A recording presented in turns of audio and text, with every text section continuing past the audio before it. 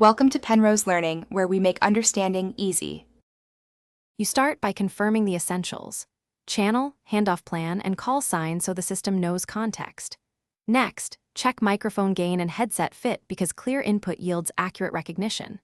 Once done, enable voice recognition mode and choose the language and noise profile. This trains the engine to ignore towers and engines. Make sure sensitivity is moderate, not too high or you'll get false triggers, and not too low or you miss short call signs. You proceed by mapping phonetics and call sign rules so the recognizer expects how controllers and pilots speak. Then run 2 to 3 live training passes using recorded or simulated traffic. This refines models for accents and choppy transmissions. While training, tweak confidence thresholds and keyword spotting to prioritize critical terms like squawk, heading, and cleared. Make adjustments iteratively and monitor error logs after each pass so you can reduce misidentifications without silencing low-volume transmissions.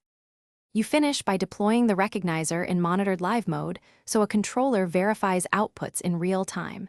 This prevents automation mistakes from propagating. If recognition errors persist, log misrecognitions, collect representative audio samples, and retrain the model. Make sure filters remove consistent noise sources.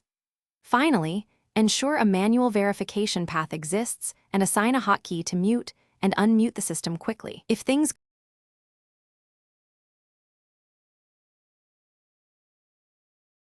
Thanks for watching. If this was helpful, leave a like and consider subscribing. See you next time.